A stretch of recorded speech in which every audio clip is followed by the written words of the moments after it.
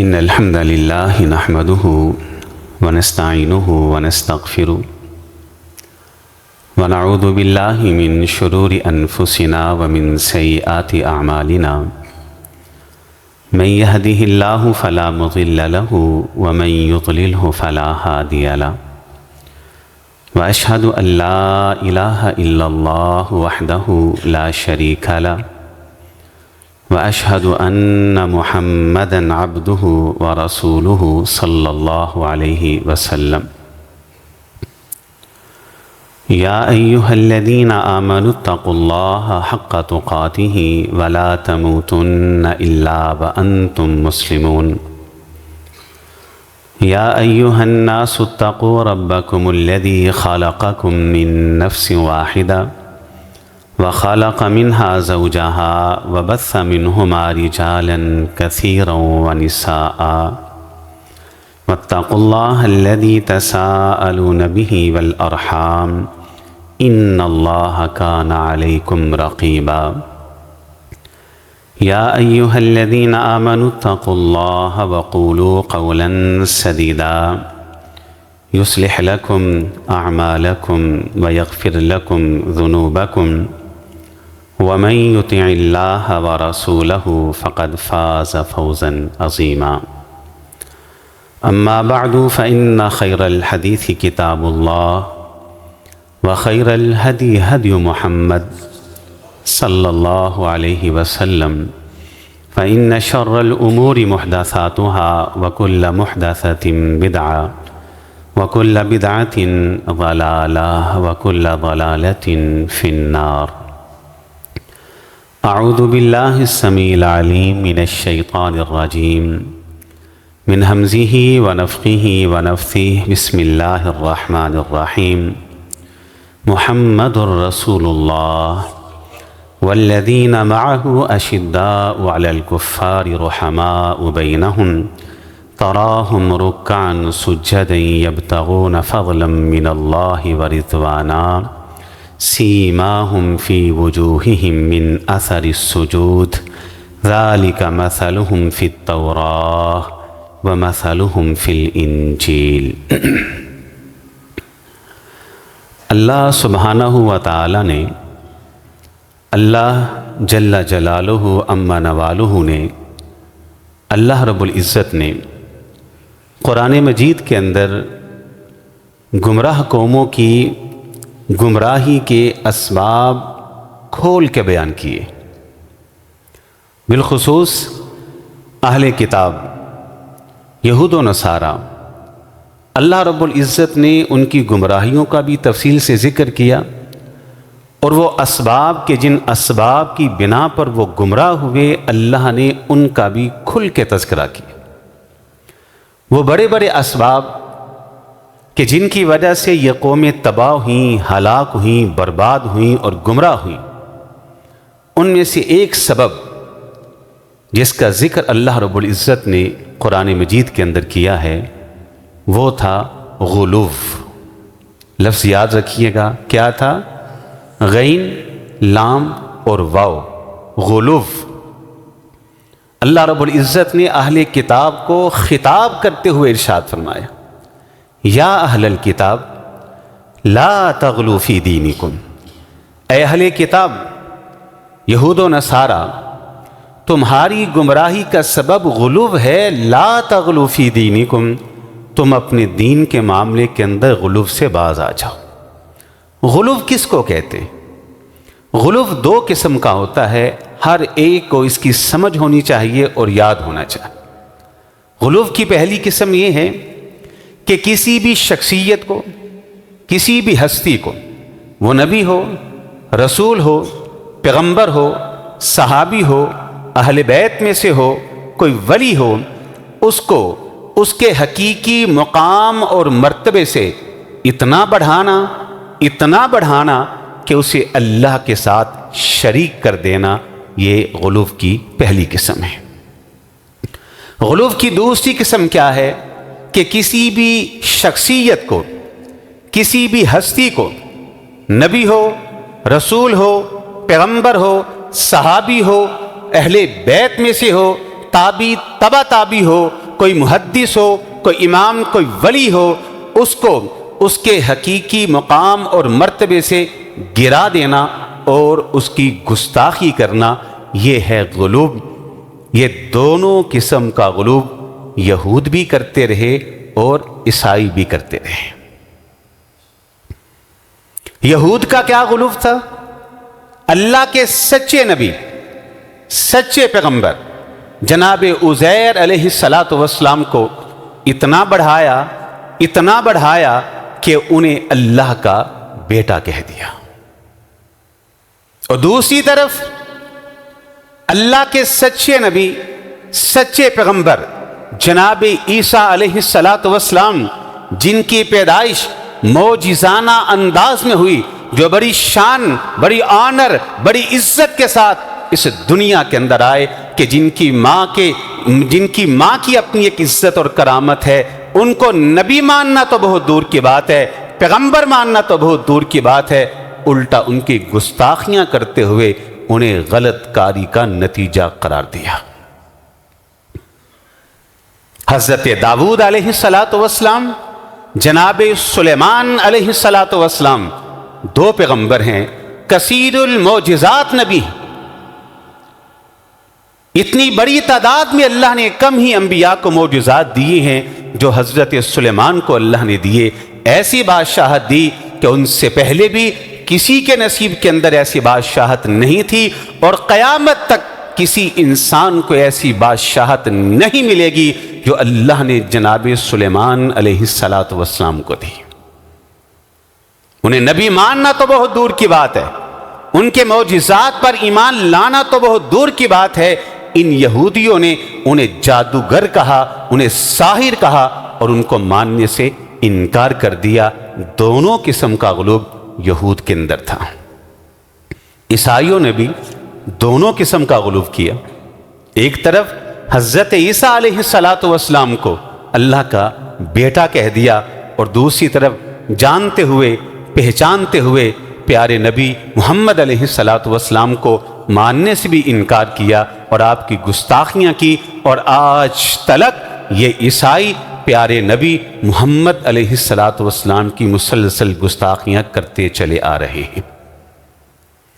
اب یہود و نصارہ کے مقابلے میں اللہ رب العزت نے اہل ایمان کو، اہل اسلام کو راہ اعتدال دی، سیدھا راستہ دیا، اور وہ کیا دیا کہ ہم مسلمان راہ اعتدال کے اوپر ہیں۔ ہم قرآن مجید کو آخری کتاب مانتے ہوئے تورات کا انکار نہیں کرتے، ہم قرآن مجید کو آخری الہامی کتاب مانتے ہوئے انجیل کا انکار نہیں کرتے، ہم نبی محمد علیہ السلام کو آخری نبی مانتے ہوئے جناب موسیٰ کی رسالت کا انکار نہیں کرتے، ہم جناب محمد علیہ السلام کو آخری نبی مانتے ہوئے جناب عیسیٰ کی رسالت، آپ کی معجزات، آپ کی والدہ کی کرامات کا انکار نہیں کرتے۔ اللہ کے فضل و رحمت سے مسلمان اعتدال اور حق کی راہ کے اوپر ہیں کہ ہم اپنے نبی کو آخری نبی مانتے ہیں، اپنی کتاب کو آخری کتاب بھی مانتے ہیں، اور ساتھ تمام نبیوں کو بھی مانتے ہیں، پیغمبروں کو بھی مانتے ہیں، رسولوں کو بھی مانتے ہیں، اور ساری آسمانی کتابوں پر بھی ہمارا ایمان ہے۔ ہم بس اتنا کہتے ہیں یہ آخری کتاب ہے، گزشتہ کتابیں منسوخ ہو چکی ہیں، نبی علیہ السلام آخری نبی ہیں، تمام انبیاء کی نبوتیں وہ اب منسوخ ہو چکی ہیں۔ بالکل اسی طرح حضرات صحابہ اکرام اور اہل بیت کے حوالے سے وہ لوگ جو اپنے آپ کو بظاہر مسلمان کہتے ہیں، انہوں نے ان ہستیوں کے بارے میں غلو کیا، اور دونوں قسم کا غلو کیا۔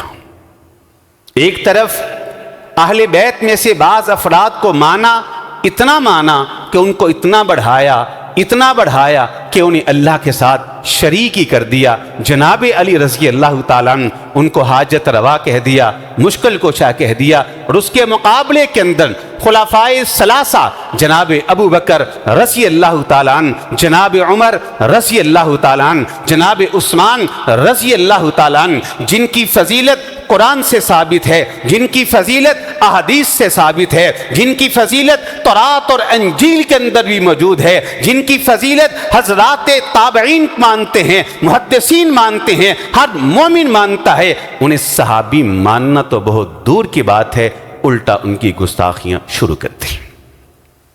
ایک طرف تو اہل بیت کے چند افراد کو وہ تو اہل بیت میں سے مانا، اور دوسری طرف ازواج مطہرات امہات المؤمنین نبی علیہ الصلوۃ والسلام کی بیویاں، آپ کی ازواج اور ساری کائنات کے ایمان والوں کی مائیں ازواج مطہرات، انہیں اہل بیت سے ماننے سے ہی انکار کرتے ہیں۔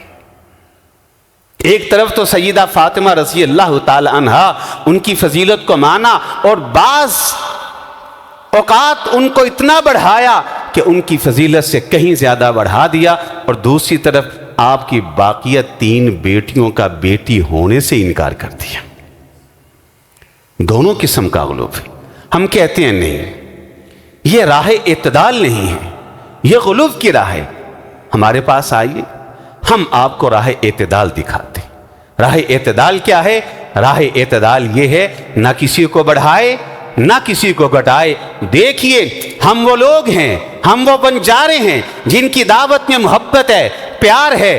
ہم فرقہ واریت کے قائل نہیں، خصوصاً میرا مزاج نہیں کسی پر کیچڑ پھینکا جائے، کسی پر کچڑا پھینکا جائے، اشتعال انگیزی دلائی جائے، فرقہ واریت کو ہوا دی جائے۔ ہم تو محبت کے قائل ہیں۔ ہم صرف اتنا کہتے ہیں، آپ ہمارے پاس تشریف لائیں اور ہمارے عقیدے کے اوپر غور کریں، بار بار غور کریں۔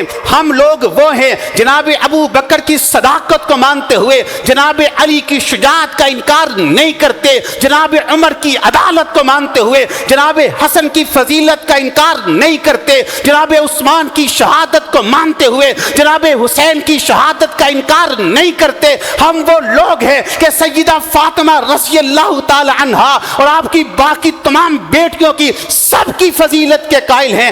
ہم وہ لوگ ہیں جو تمام صحابہ اکرام اور تمام اہل بیت کی عظمت اور فضیلت کے قائل ہیں۔ یہی راہ حق ہے، یہی راہ اعتدال ہے۔ آپ جائیں ذرا، میں دعوت دیتا ہوں۔ میں چونکہ کہ طالب علم ہوں تو طالب علم کی حیثیت سے اکثر سفر میں رہتا ہوں، ملک کے بیشتر حصوں میں الحمدللہ آنا جانا لگا رہتا ہے، تو میں دعوت دوں گا کہ آپ پورے ملک میں چلیں، میرے ساتھ سفر کر لیں، کسی ہمارے عالم دین کے ساتھ سفر کر لیں، ہمارے مساجد میں چلے جائیں، ہمارے مدارس میں جائیں۔ میں محبت سے دعوت دیتا ہوں، آپ ہماری مساجد میں جائیں، جہاں آپ کو ہمارے مساجد کے نام ملیں گے نا، جامعہ مسجد ابو بکر، جامعہ مسجد عمر، جامعہ مسجد عثمان، میرے بھائی آپ کو ہمارے مسجد کے ناموں میں جامعہ مسجد علی المرتضیٰ بھی ملے گی، جامعہ مسجد حسنین کریمین بھی ملے گی۔ آپ ہمارے مدارس کا جائزہ لیں، جہاں آپ کو ہمارے مدارس کے نام شہر کراچی کے اندر جامعہ ابی بکر ملے گا، جامعہ عمر ملے گا، جامعہ عثمان بن عفان ملے گا، وہاں آپ کو ہمارے مدارس کے نام سیدنا علی بن ابی طالب کے نام پر جامعہ علی بن ابی طالب میں ملیں گے، جامعہ حسنین کریمین بھی ملیں گے۔ آپ ہمارے علماء کے قریب تو بیٹھے، جہاں آپ کو ہمارے علماء کے نام جناب ابو بکر کے نام پر ابو بکر معاویہ ملیں گے، جناب عمر کے نام پر عمر صدیق ملیں گے، جناب عثمان کے نام پر عثمان ملیں گے۔ وہیں آپ کو ہمارے علماء کے نام سیدنا علی کے نام پر علی بھی ملیں گے، جناب حسن کے نام پر حسن بھی ملیں گے، جناب حسین کے نام پر آپ کو ہمارے علماء میں حسین شیخ پوری میں ملیں گے۔ آپ ہمارے گھروں میں تشریف لائیں، ہمارے ننھے منھے بچوں کو دیکھیں، ان پھولوں کو دیکھیں، پھر آپ ان سے پوچھئے بیٹا آپ کا نام کیا ہے؟ کوئی ابو بکر عمر عثمان ہوگا تو آپ کو بیسیوں درجنوں سینکڑوں ہزاروں علی نام کے علی بھی ملیں گے، حسن نام کے حسن بھی ملیں گے، حسین نام کے حسین بھی ملیں گے۔ بلکہ میں تو اس سے بھی بڑھ کر کہتا ہوں کہ آپ تشریف لائیں ہمارے وہ جامعات جو طالبات اور بچیوں کے ہیں، جہاں ہماری بچیاں سالوں سے دین کی تعلیم حاصل کرتی ہیں۔ آپ ان کا بھی وزٹ کریں اور جا کر پوچھئے کہ یہ مدرسہ بچیوں کا ہے، اس کا نام کیا ہے؟ وہاں جہاں آپ کو ہماری بچیوں کے مدارس کے نام امی جان عائشہ کے نام پر جامعہ عائشہ ملیں گے، جامعہ عائشہ صدیقہ ملیں گے، وہاں آپ کو جامعہ خدیجہ الکبریٰ بھی ملیں گے، جامعہ فاطمہ بھی ملیں گے۔ یہ اس بات کی دلیل ہے کہ ہماری بیٹیوں کے نام سیدہ فاطمہ کے نام پر فاطمہ بھی ہے، سیدہ خدیجہ کے نام پر خدیجہ بھی ہے، سیدہ عائشہ کے نام پر عائشہ بھی ہے، سیدہ حفصہ کے نام پر حفصہ بھی ہے۔ یہ اس بات کی دلیل ہے کہ اللہ کے فضل و رحمت سے، اللہ کی توفیق سے ہم وہ ہیں جو ہر ایک کی عظمت بھی مانتے ہیں، فضیلت بھی مانتے ہیں، مقام اور مرتبہ بھی مانتے ہیں۔ یہی راہ اعتدال ہے، یہی راہ حق ہے۔ اس لیے ہم کہتے ہیں کہ صحابی کی جمع ہے صحابہ اکرام جو ہیں وہ سارے کے سارے جو ہیں وہ اہل ایمان ہیں، سب کی فضیلت کو مانیں۔ آپ یہ سن کے نا آپ کو شاید حیرانگی ہوگی، کچھ مسائل ایسے ہیں دین کے جو قرآن مجید میں ملتے ہیں لیکن حدیث میں نہیں ہیں، قرآن میں جو ذکر ہوا۔ اچھا، کچھ مسائل ایسے ہیں جو احادیث میں ہیں، صرف احادیث سے ملتے ہیں۔ کچھ مسائل ایسے ہیں جو قرآن اور حدیث میں نہیں ہیں، اقوال صحابہ سے ملتے ہیں، صحابہ کے آثار سے ملتے ہیں۔ اچھا، کچھ مسائل ایسے ہیں جو اقوال صحابہ کے اندر بھی نہیں، مجتہدین محدثین ائمہ کرام کے اجتہاد سے انہوں نے اخذ کیے اور امت کو بتائے ہیں۔ کچھ مسائل ایسے ہیں جو ائمہ کرام کے اجتہاد اور محدثین کے استنباط کے اندر بھی ہیں، تابعین کے اقوال کے اندر بھی ہیں، صحابہ کے آثار کے اندر بھی ہیں، حدیث کے اندر بھی ہیں، قرآن کے اندر بھی ہیں، ہر جگہ ہے۔ انہی میں سے ایک مسئلہ وہ صحابہ کرام سے محبت ہے، صحابہ کرام کے اوپر ایمان ہے، یہ وہ واحد مسئلہ ہے۔ اگر آپ محدثین کا اجتہاد چیک کریں گے، آپ کو محدثین کے اجتہاد کے اندر صحابہ کی محبت نظر آئے گی۔ اگر آپ تابعین اور تبع تابعین کے استنباط کو دیکھیں گے، آپ کو صحابہ کی محبت تابعین اور تبع تابعین کے استنباط کے اندر بھی ملے گی۔ آپ اقوال صحابہ کا مطالعہ کر لیں، آپ کو صحابہ کی محبت اقوال صحابہ کے اندر بھی ملے گی۔ آپ حدیث کا مطالعہ کر لیں، آپ کو صحابہ کی محبت حدیث کے اندر بھی ملے گی۔ آپ قرآن کا مطالعہ کر لیں، آپ کو صحابہ کی محبت قرآن کے اندر بھی ملے گی۔ بلکہ اس سے بڑھ کر آپ کو بتا دوں کہ قرآن کے نزول سے ہزاروں سال پہلے تورات اور انجیل کے اندر بھی آپ کو صحابہ کی عظمت بھی ملے گی، صحابہ کی محبت بھی ملے گی، اور صحابہ کرام کا تذکرہ بھی ملے گا۔ یہ کسی مسلک کی بات نہیں، صحابہ سے محبت کسی جماعت کا مسئلہ نہیں، یہ امت کا مسئلہ ہے، پوری امت پورے اسلامک ورلڈ کا مسئلہ ہے۔ صحابہ سے محبت یہ ہمارے ایمان کا مسئلہ ہے۔ محمد الرسول اللہ صلی اللہ علیہ وسلم والذین معه اشداء علی الکفار رحماء بینہم تراہم رکعا سجدا یبتغون فضلا من اللہ ورضوانا سیماہم فی وجوہہم من اثر السجود ذالک مثلہم فی التوراۃ ومثلہم فی الانجیل۔ اللہ کہتے ہیں یہ وہ ہستیاں ہیں کہ جن کا ذکر تورات کے اندر بھی ہے، جن کا ذکر انجیل کے اندر بھی ہے۔ اور آپ کے علم کے اندر یہ بات ہونی چاہیے کہ قرآن مجید کے اندر ایک طالب علم کی حیثیت سے جب میں پڑھتا ہوں تو ہم اس نتیجے پر پہنچے کوئی ایک صحابی ایسا نہیں کہ جس کا ذکر اللہ نے قرآن مجید میں نہ کیا ہو۔ اللہ اکبر۔ ابتدا کے اندر جو تھوڑے سے مسلمان تھے مکہ میں، اللہ نے ان کا تذکرہ کیا تو انہیں مہاجرین کہا۔ جو مدینہ میں آباد تھے اور ان کے مددگار بنے، اللہ نے جب ان کا تذکرہ کیا تو انہیں انصار کہا۔ پھر نبی علیہ الصلوۃ والسلام کے شانہ بشانہ کھڑے ہو کر جو بدر کے میدان کے اندر کھڑے ہوئے، اللہ نے ان کا تذکرہ کرتے ہوئے کہا وَلَقَدْ نَصَرَكُمُ اللَّهُ بِبَدْرٍ وَأَنْتُمْ أَذِلَّةٌ۔ پھر احد کے میدان کے اندر جو نبی علیہ الصلوۃ والسلام کے شانہ بشانہ کھڑے تھے، جو 70 شہید ہوئے، جو زخمی ہوئے، اللہ نے ان کا ذکر کرتے ہوئے کہا فَاعْفُ عَنْهُمْ وَاسْتَغْفِرْ لَهُمْ وَشَاوِرْهُمْ فِي الْأَمْرِ۔ اللہ رب العزت نے جب हुनैन वालों का तज़किरा किया, वयौम हुनैन इज़ अअजबतकुम कसरतुकुम, अल्लाह ने जब सुलह हुदैबिया का जिक्र किया, इज़ा इन्ना फतहना लका फतहम मुबीना, जब बैते रिज़वान का जिक्र किया, अल्लाह ने कहा लक़द रज़ियल्लाहु अनिल मुअमिनीना इज़ युबायिऊनका तहत शजरा, जब फतह मक्का का जिक्र हुआ, इज़ा जाअ नस्रुल्लाह वल फतह वरअयतन नासा यदखुलूना फी दीनिल्लाहि अफ़वाजा। ये 10,000 के लश्कर तो वो लश्कर है कि जिसका जिक्र तो हज़रत मूसा ने तौरात के अंदर भी कर दिया था। जनाब मूसा ने भी कहा था फरान की चोटियों से उतरेगा, 10,000 कुद्दूसी उसके साथ होंगे और ये लश्कर एक मुकद्दस सरजमीन मक्का को फतह करेगा। और फिर अल्लाह रब्बुल इज़्ज़त ने 1.25 लाख से ज्यादा सहाबा इकराम का तज़किरा किया, और वो तज़किरा हज्जतुल वदा के हवाले से है। यूं कोई एक सहाबी नहीं बचता कि जिसका जिक्र अल्लाह ने कुरान में ना किया हो। फिर हम और बारीकी में जब जाते हैं और कुरान को पढ़ते हैं, मैं एक तालिब इल्म की हैसियत से आपको बता दूं, उलमा तो फिर उलमा हैं कि कुरान मजीद की कम से कम 1000 आयात ऐसी हैं कि जिनमें अल्लाह ने सिर्फ सहाबा का जिक्र किया है। 1000 आयात में सिर्फ सहाबा का जिक्र है।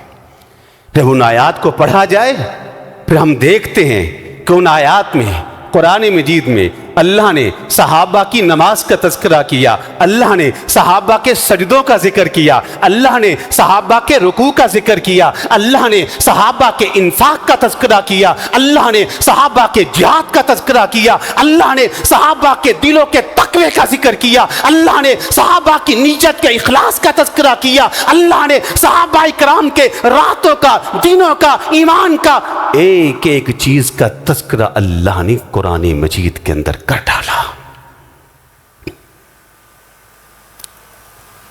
अल्लाह अकबर। इसलिए बल्कि अल्लाह रब्बुल इज़्ज़त ने तो कुरान मजीद में सहाबा इकराम के दुश्मनों का भी बड़ा कमाल अंदाज में जिक्र किया। बड़ा खूबसूरत अंदाज है अल्लाह का। जो सहाबा के दुश्मन थे ना, तज़किरा पता क्या किया? अल्लाह कहते हैं उनकी मिसाल ऐसे है कि जैसे कोई शख्स एक बीज बोए, फिर एक कोंपल फूटे,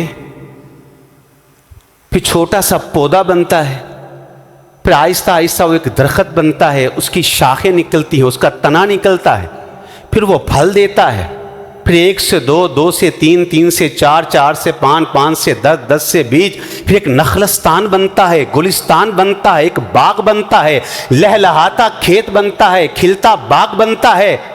लिया गीज़ा बिहिमुल कुफ़ार, कहा जब इस खेत को, इस बीज डालने वाले के इस मेहनत को, इस फल को जब हासिद देखते हैं, इनके दुश्मन देखते हैं, तो इस फले हुए, इस नखलस्तान, गुलिस्तान, इस फल देते बाग को देखकर उनका सीना जलता है। मेरे नबी अकेले थे ना अलैहिस्सलातु वस्सलाम। अबू बकर मिले रज़ी अल्लाह ताला, जनाब अली मिले रज़ी अल्लाह ताला, जनाब उस्मान मिले रज़ी अल्लाह ताला, जनाब उमर मिले, सैयदा खतीजा मिली रज़ी अल्लाह ताला अन्हा। चलते चलते ये गुलिस्तान बना, मदीना के अंदर पहुंचा, ये नखलस्तान बना, इस्लाम का, ईमान का ये बहुत प्यारा एक बाग बना। फिर फारिस के बादशाह भी जलते रहे, फिर रोम के कैसर भी जलते रहे, फिर दुनिया के काफिर भी इस अरब की जमीन के ऊपर ईमान के लगे इस नखलस्तान को देखते जलते रहे कि ये अरब के अंदर ईमान का एक पौधा लगा। अब ये मदीना के अंदर इतना बड़ा नखलस्तान, इतना बड़ा गुलिस्तान बन गया है। अल्लाह कहती हैं लियागीज़ा बिहिमुल कुफ़ार, मेरे नबी के लगाए इस नखलस्तान, गुलिस्तान को देखकर दुनिया के सारे काफिर जलते ही हैं। लियागीज़ा बिहिमुल कुफ़ार। अल्लाह ने कुरान मजीद के अंदर सहाबा इकराम के दुश्मन के लिए कुफ़ार का लफ्ज़ पता क्यों इस्तेमाल किया है? लियागीज़ा बिहिमुल कुफ़ार। याद रखिएगा, दुनिया का भी एक उसूल और क़ानून है, जब आपने किसी मुक़दमे को कमज़ोर करना है ना, वीक करना है, تو اس کا ایک سادہ سا کلیہ ہے، اور وہ کلیہ یہ ہے کہ اس مقدمے کے جتنے بھی شواہد ہیں، گواہ ہیں، ان کے اوپر جرا شروع کر دیں۔ جناب یہ گواہ ایسا ہے، یہ جھوٹا ہے، یہ تو وہاں موجود ہی نہیں تھا، اسے تو کچھ پتہ ہی نہیں، آپ گواہ پہ جرا شروع کر دیں۔ دنیا کا قانون ہے کہ بڑے سے بڑا مقدمہ بھی جب گواہ پہ جرا شروع ہو جائے گی وہ کمزور ہو جائے گا۔ حضرات صحابہ اکرام، اسلام کی بنیاد قرآن مجید کے اوپر، قرآن مجید کو لکھنے والے صحابہ، قرآن مجید کو جمع کرنے والے صحابہ، قرآن مجید کو ترتیب دینے والے صحابہ، قرآن مجید کو پڑھنے والے صحابہ، قرآن مجید کو پڑھانے والے صحابہ، قرآن مجید کی تفسیر کرنے والے صحابہ، قرآن مجید کو نافذ کرنے والے صحابہ، قرآن مجید کی حفاظت کرنے والے صحابہ، قرآن مجید کی ایک ایک آیت کی عملی تفسیر دنیا کے سامنے پیش کرنے والے، وہ ایک ہی جماعت ہے، اور اس جماعت کا نام ہے صحابہ۔ حضرت عبداللہ بن مسعود رضی اللہ تعالی عنہ صحابی ہیں، صحیح بخاری میں کوفہ کے منبر کے اوپر کھڑے ہیں، اور کوفہ کے منبر پر کھڑے ہو کر قسم اٹھا کے ایک بات کہتے ہیں۔ کیا کہتے ہیں؟ واللہ الذی لا الہ الا ہو، مجھے اس اللہ کی قسم کہ جس کے علاوہ اس دنیا میں کوئی عبادت کے لائق نہیں، قسم اٹھائی منبر کوفہ پہ کھڑے ہو کے، اس اللہ کی قسم جس کے علاوہ کوئی عبادت کے لائق نہیں، میں عبداللہ بن مسعود رضی اللہ تعالیٰ عنہ قرآن مجید کی ہر آیت کے بارے میں اچھی طرح سے جانتا ہوں، کب نازل ہوئی، کہاں نازل ہوئی، اور کس مسئلے میں نازل ہوئی۔ یہ صحابہ اکرام قرآن کے گواہ۔ یہاں ایک بڑی پیاری بات میں آپ کو بتاؤں، صحابہ اکرام اور قرآن کے حوالے سے میرے پاس وقت نہیں ہوتا، باتیں تو کافی ہوتی ہیں، لیکن مختصر وقت میں زیادہ باتیں آپ سے کرنے کو دل چاہتا ہوتا ہے۔ صحابہ کا قرآن کے حوالے سے اس وقت جو اس وقت زمانہ جا رہا ہے، وقت ماپنے کا پیمانہ کیا ہے؟ یہ گھڑیاں ہیں نا، گھڑیاں۔ میں آپ سے پوچھوں یہاں سے اگر آپ نے لاہور جانا ہے تو کتنا کو وقت لگے گا، تو آپ کیا جواب دیں گے؟ یاسر بھائی 1 گھنٹہ یا 2 گھنٹے، یہی جواب آئے گا۔ میں آپ سے یہ پوچھوں کہ جناب میں نے یہاں سے کسی فلاں شہر اسلام آباد جانا ہے تو وقت ماپنے کا پیمانہ کیا ہوگا؟ گھنٹے، منٹ۔ اللہ اکبر! 1 نہیں، 2 نہیں، درجنوں اور 20 روایات یہ طالب علم بما حوالہ کتب احادیث سے نکال کے آپ کو دکھا سکتا ہے کہ بے شمار احادیث اس بات کی دلیل ہیں کہ صحابہ اکرام کا وقت ماپنے کا پیمانہ قرآن مجید تھا۔ کسی نے پوچھا کہ بتائیے نبی علیہ الصلوۃ والسلام اقامت اور آذان کے درمیان کتنا کو وقت دیتے تھے؟ جواب آیا جتنا وقت اتنی آیتیں پڑھنے میں لگتا ہے۔ کسی نے سوال کیا جب آپ اپنے گھر سے مسجد میں آتے کتنا کو وقت لگتا؟ جواب آتا میرا گھر مسجد سے اتنا دور تھا کہ جتنا وقت قرآن مجید کی اتنی آیتیں پڑھنے میں لگتا ہے۔ صحابہ اکرام کے وقت ماپنے کا پیمانہ بھی قرآن ہے۔ میرے نبی کی حدیث کی گواہی انہی کے پاس ہے۔ انہوں نے حدیث کو سنا، سن کے محفوظ کیا، عمل کیا، لوگوں تک پہنچایا۔ حضرات جب قرآن و حدیث جو اسلام کی بنیاد ہیں ان کے گواہوں کو ہی کمزور کر دیا جائے، ان پہ جرح شروع کر دی جائے، ان کے بارے میں زبان درازی شروع کر دی جائے، بتائیے پھر قرآن کہا جائے گا اور حدیث کہا جائے گی؟ ہم نے تو دیکھا ہے کہ تورات میں بھی ان کا ذکر ہے، قرآن میں بھی ان کا ذکر ہے۔ میں آپ کو محبت سے دعوت دوں گا، دنیا کی کوئی حدیث کی کتاب اٹھا لیجیے، صحیح بخاری، صحیح مسلم، ابو داود، جامع ترمذی، مسند امام احمد، موطا امام مالک، ہر حدیث کی کتاب کو پڑھیے، اپنے گھر میں کھول لیجیے، وہاں ہر محدث نے ہر محدث نے جب باب باندھا، ایمان کا تذکرہ ہوگا، عقیدے کا تذکرہ ہوگا، نماز کا تذکرہ ہوگا، زکوٰۃ کا تذکرہ ہوگا، حج کا تذکرہ ہوگا، ہر ایک بات کا تذکرہ ہوگا، قیامت کا تذکرہ ہوگا، علامات قیامت کا تذکرہ ہوگا، فتنوں کا تذکرہ ہوگا۔ چلتے چلتے مناقب ذکر کریں گے، فضائل ذکر کریں گے۔ مناقب کے اندر پہلے انبیاء کی فضائل بیان کریں گے، انبیاء کی فضیلتوں کے بعد آخر میں پیارے نبی علیہ الصلوۃ والسلام کے مناقب بیان ہوں گے۔ پھر آگے چل کر باب باندھا جائے گا۔ باب کیا ہوگا؟ مناقب صحابہ، صحابہ کے مناقب۔ پھر باب کے اندر صحابہ کے قبائل کی فضیلت، عشریوں کی یہ فضیلت ہے، یمن کے صحابہ کی یہ فضیلت ہے، بدریوں کی یہ فضیلت ہے۔ پھر تنہا تنہا اکیلے اکیلے صحابی کی فضیلت، مناقب ابی بکر، مناقب عمر، مناقب عثمان، مناقب علی۔ ہر حدیث کی کتاب کے اندر صحابہ کا تذکرہ ہے۔ جس صحابی کا بھی تذکرہ ہوگا نیچے سینکڑوں حدیثیں، 20 حدیثیں، 1000 قرآن کی آیتوں میں صحابہ کا ذکر ہے، ہزاروں حدیثیں ہیں جو صحابہ کے فضائل کے اوپر ہے، صحابہ کے مناقب کے اوپر ہے، صحابہ کی عظمت کے اوپر ہے۔ صحابہ کا انکار کرنا گویا کہ 1000 قرآن کی آیتوں اور نہ جانے کتنی ہزار اللہ کے رسول کی حدیثوں کا انکار ہے۔ تذکرے سے بھری پڑی ہے۔ اس لیے ہم تو بڑی محبت سے، بڑے پیار سے کہتے ہیں کہ اللہ رب العزت قرآن مجید کے اندر یہ بات ارشاد فرماتے ہیں، محمد الرسول اللہ والذین معہ اشداء علی الکفار رحماء بینہم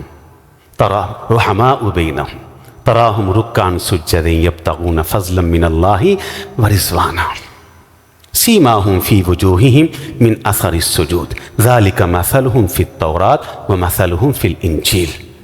اور آخر میں اللہ رب العزت نے جو بات ارشاد فرمائی ہے، اس بات کو سننے کے بعد تو پھر تو انسان کے دل کے اندر کوئی ملال نہیں ہونا چاہیے۔ وہ بات کیا ہے؟ اللہ نے انتہا ہی کر دی، اور وہ انتہا یہ تھی کہ رضی اللہ عنہم ورضوا عنہ۔ یہ کون لوگ ہیں؟ رضی اللہ عنہم ورضوا عنہ، یہ کون لوگ ہیں؟ یہ حجۃ الوداع کے موقع کے اوپر جو 1.5 لاکھ کے قریب صحابہ کرام تھے، آپ کی محنت تھی، یہ ان کے بارے میں اللہ نے کہا تھا رضی اللہ عنہم ورضوا عنہ۔ یہ جو آپ کی محنت ہے نا 23 سال کی، یہ جو 23 سال میں آپ نے گلستان، نخلستان ایمان کا کھڑا کیا ہے، یہ جو اکیلے نکلے تھے، چلتے چلتے یہ قافلہ نکلا ہے، رضی اللہ عنہم ورضوا عنہ، اللہ کہتے ہیں میں ان سے راضی ہو گیا۔ ایک کم 70 امتیں آئی ہیں جناب آدم علیہ السلام سے لے کر جناب عیسیٰ تک، ایک کم 70، 69۔ اور یہ جو امت ہے نا، آخری امت، یہ امت اس کا نمبر ہے 70 کل امتیں آئی ہیں جناب آدم سے ہم تک۔ اور یہ جو امت ہے یہ آخری امت ہے۔ اس امت کے بارے میں اللہ نے کہا کنتم خیرا امہ، یہ سب سے بہترین امت ہے۔ ہم آئے تو آخر میں ہیں، جنت میں سب سے پہلے جائیں گے۔ جتنے بھی انبیاء آئے، جتنی بھی امتیں آئیں، تمام انبیاء کے صحابہ تھے، اصحاب تو تھے نا، انبیاء کے ساتھی تو تھے، لیکن اصحاب محمد علیہ السلام، اصحاب النبی علیہ السلام، اصحاب الرسول، یہ وہ عظیم المرتبت ہستیاں ہیں، وہ نفوس قدسیاں ہیں، وہ پاک باز لوگ ہیں، وہ عظیم الشان لوگ ہیں کہ جن کی وفاداریوں کی وجہ سے، جن کی قربانیوں کی وجہ سے، جن کے ایمان کی وجہ سے، جن کے تقوی کی وجہ سے، جن کے جہاد کی وجہ سے، جن کی ہجرتوں کی وجہ سے، جن کی مدد اور نصرت کی وجہ سے اللہ نے ان کو وہ مقام اور مرتبہ عطا کر دیا ہے۔ ہمارا ایمان ہے، ہمارا عقیدہ ہے، ہمارا منہج ہے کہ ان سے پہلے نہ تو کسی نبی کے اصحاب کو وہ مقام اور مرتبہ مل سکا ہے، نہ قیامت کی دیواروں تک کوئی انسان ان کے مقام اور مرتبے کو پا ہی سکے گا۔ وآخر دعوانا الحمدللہ رب العالمین۔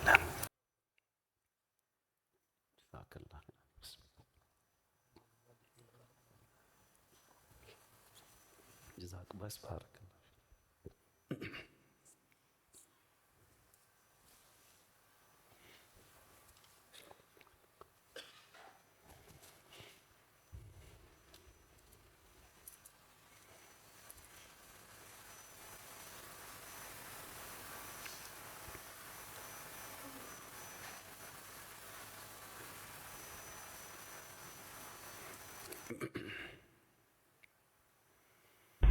لله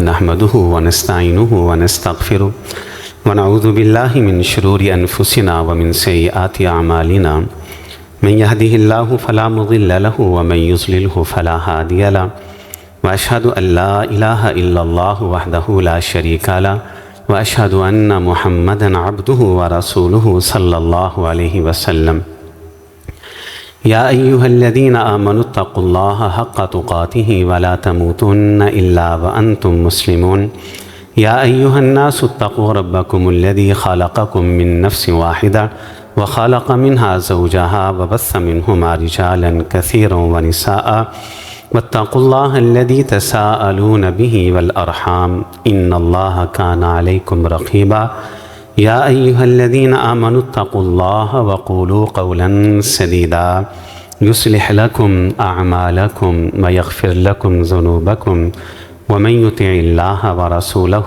فقد فاز فوزا عظيما أما بعد فإن خير الحديث كتاب الله وخير الهدي هدي محمد صلى الله عليه وسلم فإن شر الأمور محدثاتها وكل محدثة بدعة وكل بدعة ضلالة وكل ضلالة في النار أعوذ بالله السميع العليم من الشيطان الرجيم من همزه ونفخه ونفثه بسم الله الرحمن الرحيم محمد رسول الله والذين معه أشداء على الكفار رحماء بينهم تراهم ركعا سجدا يبتغون فضلا من الله ورضوانا سيماهم في وجوههم من أثر السجود ذلك مثلهم في التوراة ومثلهم في الإنجيل۔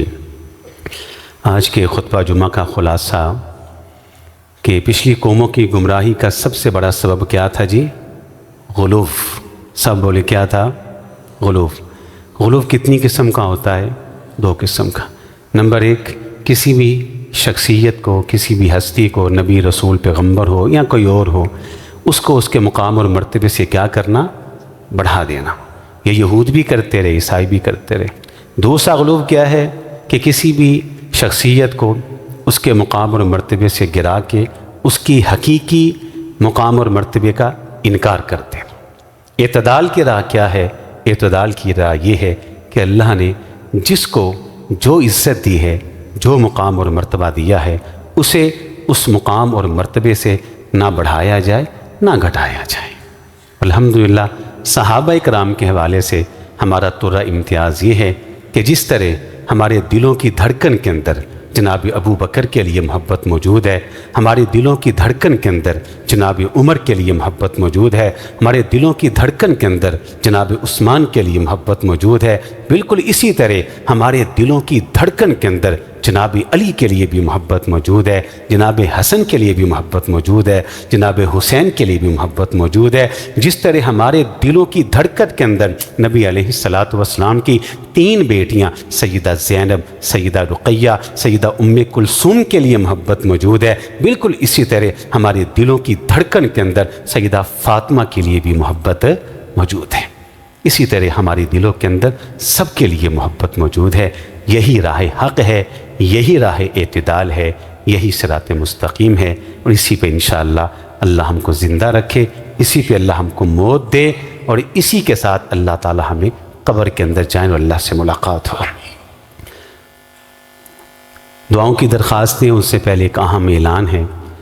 موضوع بھی آپ نے سنا ہے، کل انشاءاللہ الرحمن عیدگاہ کے کھلے میدان اور پنڈال کے اندر 20ویں سالانہ شان صحابہ و عظمت اہل بیت کانفرنس کا وہ انعقاد کیا جا رہا ہے، جس کے اندر مرکزی جمعیت اہل حدیث کے جید علماء کرام اور مرکزی خطباء اعظام وہ تشریف لائیں گے اور اپنے اپنے مخصوص وقت میں مخصوص موضوعات پہ انشاءاللہ وہ گفتگو کریں گے۔ صحابہ کرام اور اہل بیت سے محبت کا یہ تقاضا ہے کہ آپ اس پروگرام کے اندر ضرور شرکت فرمائیں۔ تو انشاءاللہ تمام احباب شرکت کریں گے انشاءاللہ الرحمن۔ جی اللہ تعالیٰ ان کی یہ محنت قبول و منظور فرمائے۔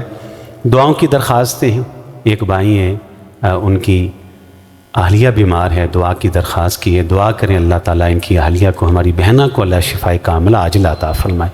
ایک بھائی ہیں، ان کے عزیز بیمار ہیں، دعا کی درخواست کی ہے، دعا کریں اللہ ان کو بھی شفا عطا فرمائے۔ بے شمار دعاؤں کی درخواستیں ہیں، سب کے لیے دعا کر دیں اللہ جتنے بھی لوگ بیمار ہیں سب کو شفائے کاملہ عاجلہ عطا فرما۔ جتنے لوگ پریشان، بڑی دنیا ہے اللہ، بڑے لوگ پریشان ہیں اللہ، سب کی پریشانیاں دور فرما دے۔ بڑے لوگ غمگین ہیں اللہ، سب کو غموں سے نجات عطا فرما دے۔